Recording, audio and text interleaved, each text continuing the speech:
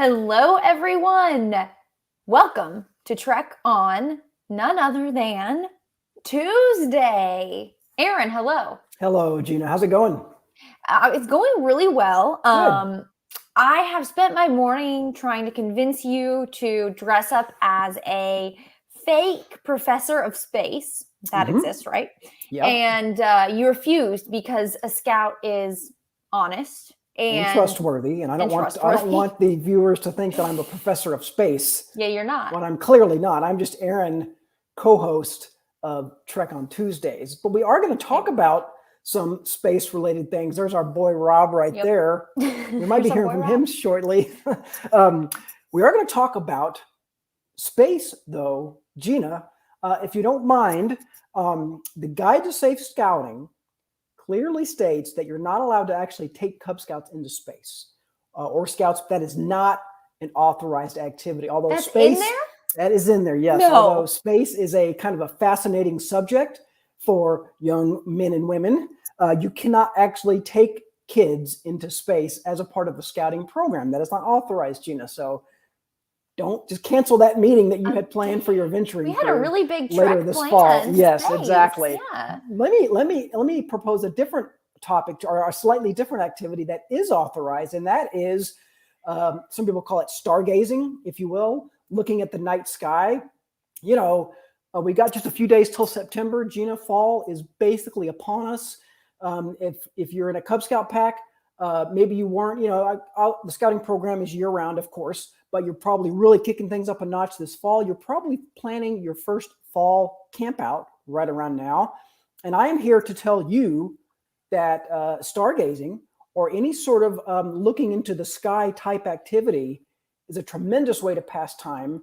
Not really just with Cub Scouts. It works great with Cub Scouts. And I've got some stories about how I did that and smashing success. Scouts BSA members can do it. There's the Astronomy Merit Badge. There are lots of benefits of looking into the night sky, whether you have binoculars, a telescope, even just your naked eye, Gina. You don't even have to have those things. You might even be thinking, well, gosh, where I live in a city, where am I going to go? We're going to discuss all of that stuff here, Gina, over the next, 27 minutes or so. Very good. I think that at the Cub Scout age, I'm going to generalize here. Okay. Everybody take a second and generalize with me. Yes. I think at the Cub Scout age, pretty much all those kids are into astronomy. They're into looking at the stars. They're very fascinated by, you tell them there's a meteor shower. They don't know exactly what that is, but they like the sound of that. It sounds cool. You get into Scouts BSA age and adulthood, and your M. Night Sky types emerge. There are the Scouts who are super into astronomy, and then you have your Scouts who are like, I don't really care until they're looking at it or until there's a telescope around.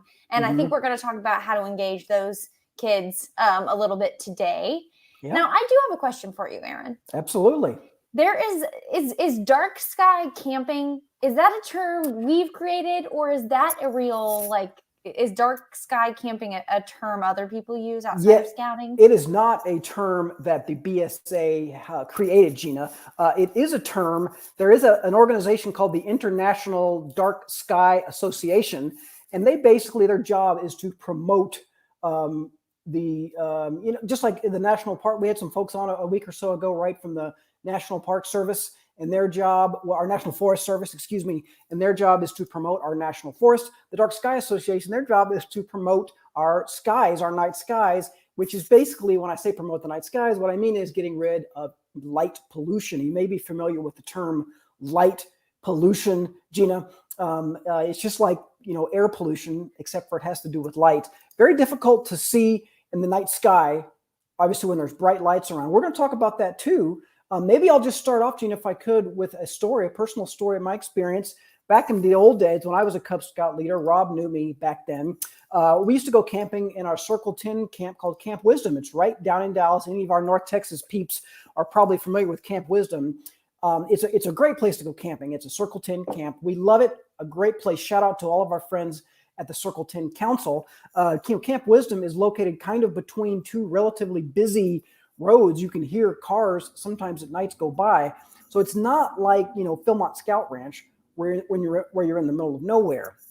It is kind of, camping in the city, but it's trees. You can't see You can't see highways or anything like that. It's very, very thick wooded area. But I'll be dang, one time we had a parent who is a big fan of astronomy, and we were lucky he owned a telescope, and he said, "Hey, Mr. Aaron, do you mind if I bring my telescope on this camp out?" And I thought, well, I mean, you know more about telescopes than I do, but we're not gonna be able to see anything. We're camping in Dallas, for crying out loud. Well, it was so cool, Gina. We actually saw Saturn, and it was so cool with this telescope. You could actually see Saturn, a little bitty ball, and you could see the rings around Saturn. And, you know, I was kind of nervous as the Cub Master. What are we going to do all weekend long at this Cub Scout Campout? There were some activities that the Circleton Council had provided for us. They were great. At night, most of those activities end. You have a campfire. You've got some kids maybe with a little bit leftover energy.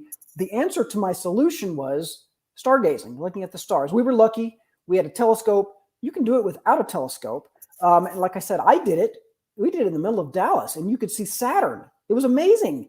So with just a little bit of basic knowledge, by the way, you might be thinking real quick, we don't have anybody in our pack, or we don't know anybody who owns a telescope. Let me just say one more thing about that, Gina, if I could address that just real quick. There are amateur astronomy organizations, societies everywhere. And what they want to do, they want to spread their love of astronomy and stargazing. If you ask them to come talk to your Cub Scout pack, they will do backflips for that. To have a captive audience of young kids like that, to talk to them about their passion, they are in. So I would compare it very much to, we had a relationship with the Model Rocket Club who would teach us how to build our rockets. There are amateur astronomy clubs that do the same thing. They will bring a telescope to you, guarantee you. They want to spread their love. They want to create new future astronomers.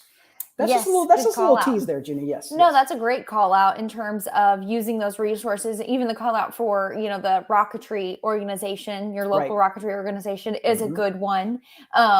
I think that those folks are passionate about wanting to pass on what they know about their passion to the youth, so to speak. So Eric has a great point, or a great story, kind of like yours. There's an 8-inch Meade telescope that was donated by a friend for their scout use. It's been great to use for the kids. The only problem is it's huge, so it needs to be close to the car. If you read that comment, or you're hearing that comment, and you're thinking 8 inches, that's so small. Yeah, well, how heavy could it possibly be? I think we're talking an 8-inch diameter there. That's big, very big.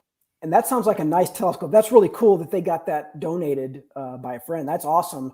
By the way, the photo that's behind Gina and I right now, if Brian could make that photo full screen real quick, this photo is taken at Philmont Scout Ranch.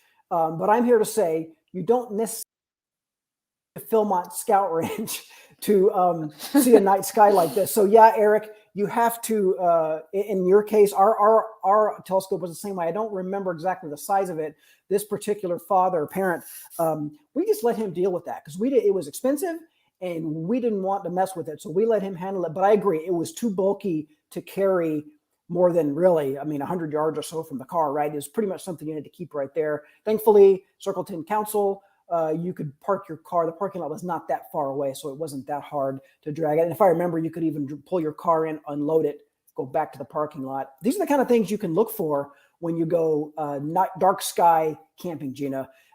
Relatively speaking, yeah, you're probably not going to take it on a backpacking trek, right?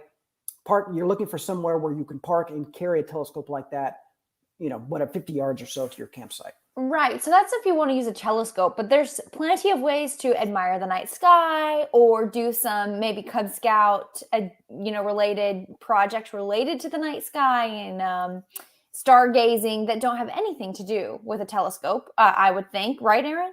Yes, that is exactly right. Telescope is cool. Telescopes are fun. And like I said, if you don't have a family that owns one, you could find one in your community with an amateur astronomy society type organization. Having said all that, just with a basic pair of binoculars, it makes a huge difference as opposed to just looking with your naked eye. The key, Gina, is to know what you're looking for, basically, right? One of the big things that you can look for is constellations. And what's funny about constellations is that as the Earth spins, it changes all the time, right? So best thing to do is go online and find a constellation map. There's actually some constellation information in the astronomy merit badge pamphlet. And it certainly is accurate and good, but really, this is one of those things. Why not take advantage of technology? There are apps that you can point your phone at the sky and it will show you Love all those. those are really, really cool, aren't they? Yes, right.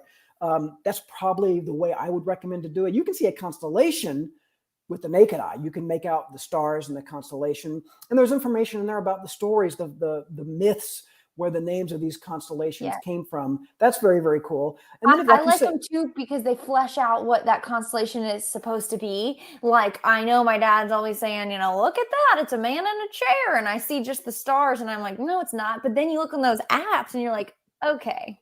It's actually a guy with a sword and a belt, and he's doing like this or whatever. And, yeah, and he's yes, exactly.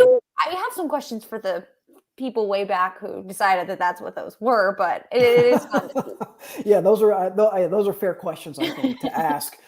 Where did you get that from? But yeah, they had to use their imaginations. They didn't have binoculars. They certainly didn't have telescopes. Right. One of the Tiger elective adventures is called The Sky's the Limit. And it is focused towards tiger cubs. It's an elective adventure, but you could do it with your whole pack for sure. Only the tigers are going to get credit for an adventure achievement in Scout Book.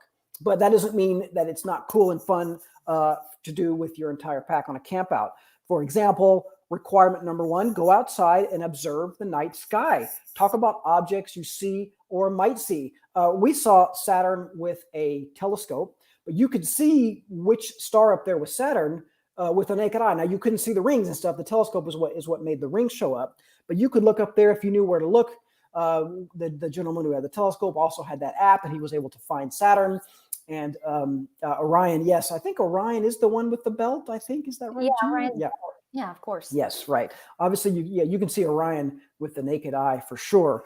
So, another requirement from this Tiger adventure: look at a distant object through a telescope or binoculars. Show how to focus on the device that you choose. The telescope focus that we had was kind of complicated. It probably depends on. I would love to hear from Eric what his telescope is like, how difficult it is to focus. The one we had was tricky, which is why we were very thankful to have this gentleman who knew how to use it. Binoculars, pretty easy to focus. I think even a kid can do binoculars. One thing that was really funny about the telescope, Gina, is that Saturn, it kept moving. Like the darndest thing. I mean, the Earth is rotating, okay? Saturn, of course, rotates around the sun. Well, every 2 minutes or so, we had to move the telescope. The dang thing wouldn't stay still. So it was very, very fun. Very, very cool to look at and see literally kind of in motion like that. Yeah. It is interesting. We're moving.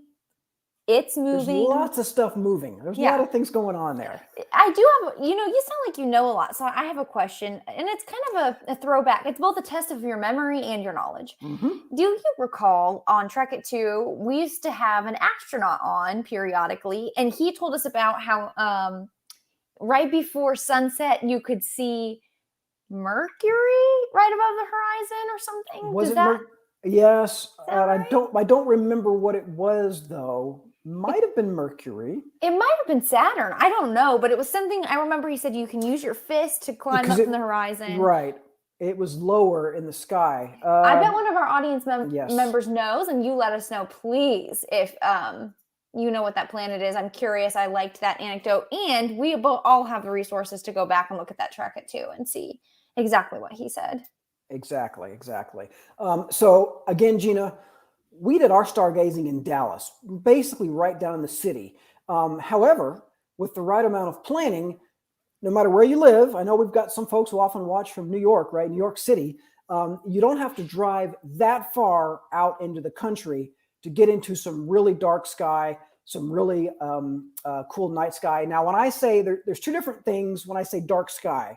There's like a true dark sky, which is like the photo that you see right behind us. This is Philmont Scout Ranch. That is a dark sky. And at a place like that, you can see, the Milky Way, the Milky Stinking Way with the naked eye. And it's really, really, really cool. But there's also, that's extreme and that's awesome. And then there's Dallas or whatever big city you live close to. There's all kinds of things in between. State parks, national parks, of course, would be great. state campgrounds, public campgrounds, all these things like that. The farther away from the big lights you go, maybe a little bit more you can see. But I don't want people to think, well, I live near Pittsburgh, so this isn't for me.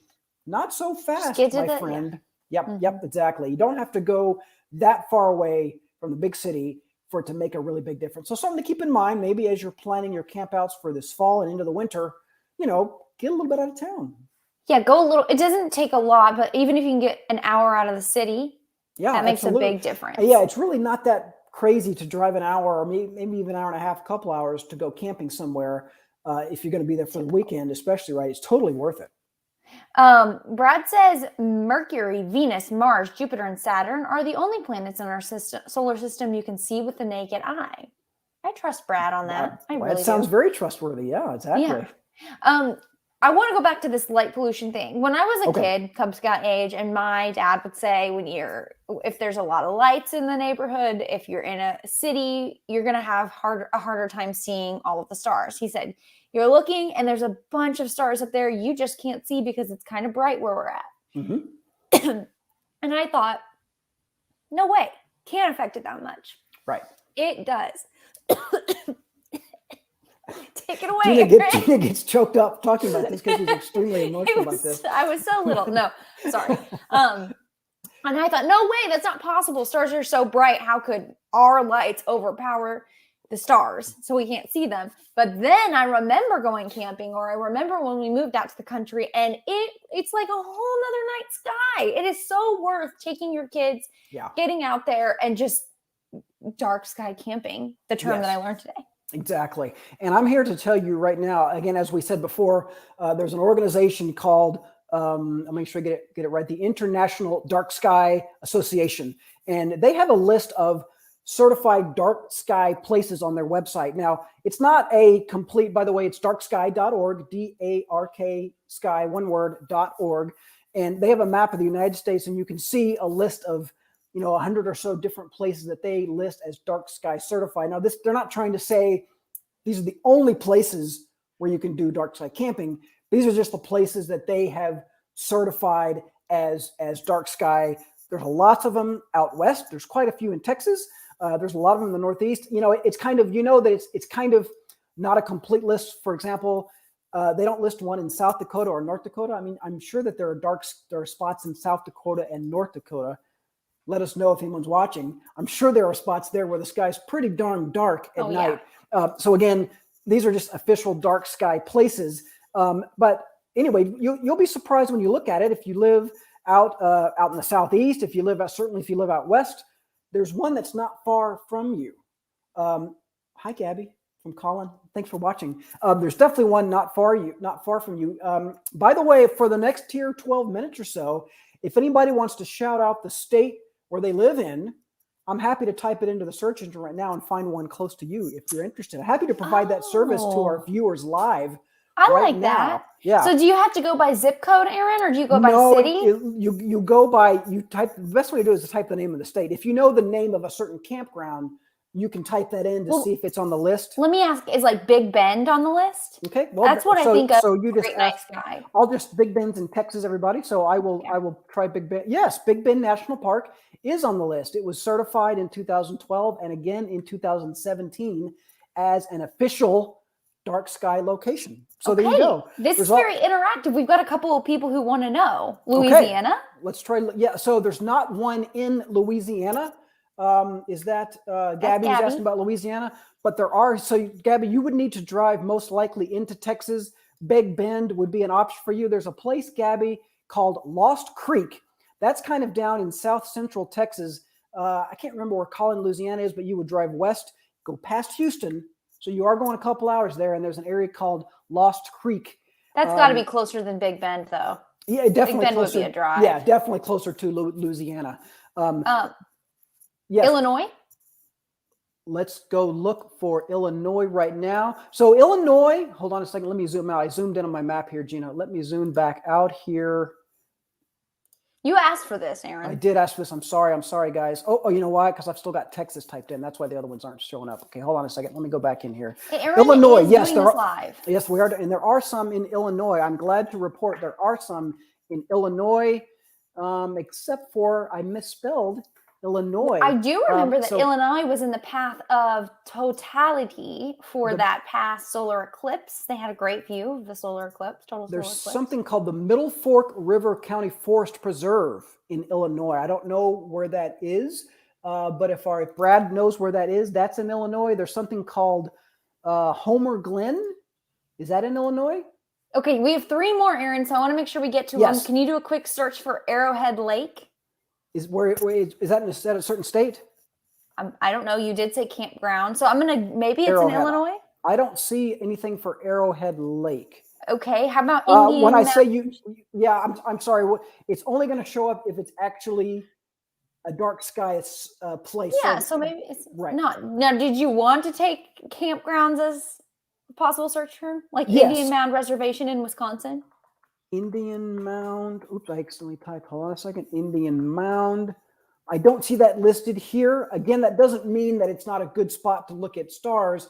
It just means it's not dark sky certified. Okay, Aaron, why don't you give everybody the site one more time? They can do it themselves. Sure, but I'm going to look up Wisconsin before we do that. Okay. In Wisconsin, there's a place, Dan, called Newport State Park in Wisconsin. I don't know if that's close to Indian Mound Reservation, but Newport State Park in Wisconsin, dark sky certified. I'm going to type there. I see somebody requesting Arkansas. Oregon. Let's just do that real quick. Yeah. Buffalo National River in Arkansas is listed as dark sky certified. Did you say Oregon? Yes. There's no list of results in Oregon. Okay, that can't be right. Yeah, exactly. You know that there are places near Oregon. So actually it does list, I'm sorry, Prineville Reservoir National Park in Oregon. Prineville, Prineville. The website beautiful. for this, guys, is darksky.org. And there's a link on there called Find a Dark Sky Place. Darksky.org. Hey, we've got somebody from Norway. Yeah, I was going to say that. Guess what? So here's that URL on the bottom of the screen, darksky.org. And as Aaron pointed out, we have Siv from Norway who says it's dark in the winter there. That's a good point. Some places are super dark. Yeah. For long periods of time. Yes, absolutely. Again, this is just places that the International Dark Sky Association has certified as a true dark sky place. Sometimes, Gina, interestingly, in order to get a place certified as a true dark place, you mentioned like lighting and stuff, how a campsite or a state park, how their lights are set up can affect light. There's different ways to set up lights. You've probably noticed sometimes, say the light outside of a restroom at a state park, it points down at the ground. They do that on purpose because you don't want a light to be shooting up at the sky. But some campgrounds, maybe they just have an open light bulb or something like that. That would hurt their chance to get rated as a dark sky place. You know what I'm saying? Because the way their lights are set up affects whether you're certified or not. Aaron, I've got 2 questions. One's funny and one's serious. I'll start with the funny. Yes. When we look up at the sky, we're talking about looking up at the sky and seeing seeing the stars. Have you ever seen those pictures where you look down at the earth and you can see the lights on? Like you kind of see the light pollution. I don't know. Maybe you consider it pollution. Maybe you don't. Yes. Is that what aliens look at when they're stargazing? They look at the earth with its lights on? Yeah, I guess that would be true, right? Okay, that's obviously that was the funny one. Now the serious question is, what are a cow's favorite places in space? Oh wow, this is really a serious one. I didn't realize you were going to ask a serious question. What are a cow's favorite places in space? I don't know. Well, truly, honestly, serious answer: the Milky Way. Obviously, yes. And that's not it. It also likes the moon.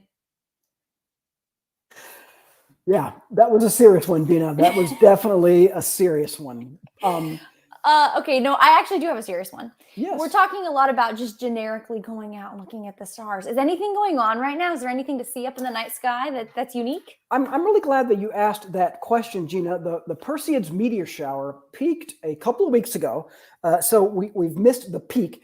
The only bad news about the Perseids this year is it kind of coincided with the full moon, or at least a bright moon. So on those few days, it was actually August 11th to 12th when the Perseids peaked. There was I don't know if it was a full moon, but there was definitely a bright moon in the sky at that time. That's just bad luck, bad coincidence. So The Perseids maybe weren't as spectacular this year for most of us, for a lot of us, as it could have been. Perseids, by the way, continues for another 2 or 3 nights. So, by the way, if you live somewhere remote, you've still got a few nights, or if you live close enough somewhere where you can drive out to look, you've still got a few nights where you could see a Perseids meteor shower. But have no fear, Gina and Trek on Tuesday audience, there are a handful of other meteor showers coming up this fall as well. The Orionids meteor shower is basically next on our schedule. It starts at the end of September. It runs all the way almost to Thanksgiving. So it runs for a long time. It peaks, just remember these dates, October 20th to 21st is the peak of the Orionids. There's another meteor shower in November, early November. There's one in middle November. And what I've read, what astronomists say, these are professionals now, like Dr. M. Night Sky, your best chance at observing meteorites, a meteor shower for the rest of this calendar year is going to be in December, the Geminids meteor shower. It actually starts in the middle of November, runs all the way to Christmas. So these things, these run 5 or 6 weeks or so, but it peaks December 13th to 14th. The moon is going to be out of the way at that time, Gina. So as you're planning your fall events, think about that, December 13 to 14, just a couple days after my birthday, Gina. Wow. That's a good time to view the Geminids meteor shower. I want to tell a story real quick, Gina, about my experience with a meteor shower. One time I was walking my dog at night. I wasn't looking for meteors or anything like that. And again, this is like in a suburb of Dallas. I do not live out in the remote area at all. Just walking my dog, hanging out, and a meteor shot through the sky. It was so bright, it caught my eye. I looked up and saw it. And, I wasn't even looking for it. And I wasn't looking for it. And I don't live in a certified dark sky area. So that just tells you right there, seeing a meteor shower is not an impossible thing. Maybe, Gina, I'll close the show with some tips on actually how to see a meteor. Are we good with that? Yes. Let me get to just a couple comments. Okay, I wanted to read. Definitely. Behind the scenes, Brian says they went camping this summer in Teton National Park. The skies were amazing. So many stars. I'm thinking most national parks probably have a pretty good, a lot of big national parks probably have a good view of the night sky. Now we've got national parks like the Archway, like the St. Louis Arch. Yeah. I bet that there's not great stargazing there because it's such a little space and it's right in the heart of downtown. So that's just my guess. Right. We talked a little bit before the show about the coming solar eclipse. It's not till 2024, so you don't necessarily have to mark your calendar yet. But Brad points out that that will also be right over where he lives in Illinois. He lives in southern Illinois. We're going to need a live report from Brad, I think. Mark that on your calendar, Brad, and check in with us and let us know how it is. Well, that made me think that I had said that I think the last solar eclipse went right over, I think it went over southern Illinois because my husband went to Southern Illinois University in Carbondale, and they were all I guess that was like the place to be, and people just kind of like came in from everywhere to that general vicinity to see the solar eclipse. Pretty cool. That's awesome. Yeah, man, there were scout campouts organized just for that solar eclipse, which was really cool. I think it was in Tennessee, if I remember. So it probably did go from Illinois down to Tennessee. Yeah. There were a few. Yep. So maybe we'll go to, Brad's backyard and watch in 2024, Brad. We won't take up too much space. We'll be watching. We'll set up our tents back there. Yeah, we'll be nice and quiet. You'll never know we were there. Yeah, totally. Randy says BSA. Oh, he's looking for a place where potentially is there a dark sky in BSA Camp Tuscarora? Randy, you can definitely find out on darksky.org, I believe was the URL. Darksky.org on the bottom of the screen right now. I don't see that, Randy, but there are a lot of places, believe it or not, in that area, New York, Pennsylvania area, there are quite a few places, including something called Cherry Springs State Park, which is in Pennsylvania, not too far from New York. But I'm kind of surprised in the Northeast, you think of big cities, there's actually quite a few spots up there. Gabby says they saw the 2017 eclipse on Route 66. That checks out. I believe you because that seems like it was the area that it was going over. And then also let us think, we didn't even think about this. Dan's got a great comment. If you join something like Sea Scouts, you can get out on the water and see the sky. It can be very dark out on the ocean. Yes. The fish are not, blowing up like spotlights out towards the night sky. So. Yes, that's exactly right. Great point there, Dan. Boy, I've never done that before. I would love to go out on a boat, spend the night out, and just do some stargazing. That'd be cool. Aaron, if you go to darksky.org and just put in like ocean, let's see what it says. Oh, it says the whole thing. The whole thing it says is Wow. certified dark sky. Pretty cool. Okay, I had a question for you, and I think it was going to round out the show, which is, what in the world does a meteor shower look like when you're looking at it? Yeah. So, and there's a few things you can do to increase the chances of you seeing a meteor shower. You have to be a little bit patient, and that's why it's good to know the dates. By the way, you can just Google meteor showers 2022. I'm using space.com as my guide, but there's other schedules on there. There's actually some information about meteor shower schedules in the Astronomy Merit Badge pamphlet. That is there for you as well. But let's say you get to a spot, you're camping out, you're ready to see some meteors. Okay, what do? You're probably not just going to be able to all of a sudden look up and see them right away. A few things you got to do. First of all is let your eyes get adjusted. And this can be a challenging part, especially if you're with Cub Scouts. Everybody needs to turn off their flashlights, which is kind of tricky. If you've armed 8 or 9-year-old Cub Scouts with flashlights, very, very tricky to get them to turn them off. A lot of folks, and we've actually had some Cub Chat Live viewers and some Trek on 2 commenters talk about using those light stick, glow sticks and things like that for Cub Scouts. Great opportunity to buy some cheap glow sticks and tell Cub Scouts to use those instead of flashlights. Because if a Cub Scout or anybody shines a flashlight in your face, while it may seem like, oh, after a minute or two, my eyes have adjusted, really it takes longer than that. Ideally, you really want to let your eyes get used to the dark. I'm talking like 5-10 minutes where it's pretty darn dark. Maybe you've got a campfire going or something like that so you can see. But basically, let your eyes get adjusted for 5 or 10 minutes. Roll out a sleeping bag on the ground, a pad, lay it out on your back, Gina, look up at the sky. Just kind of chill. Now, you be patient. Again, it takes a while for your eyes to, even when you think your eyes have adjusted to the night sky, they really haven't. Give it another 5 or 10 minutes extra than that.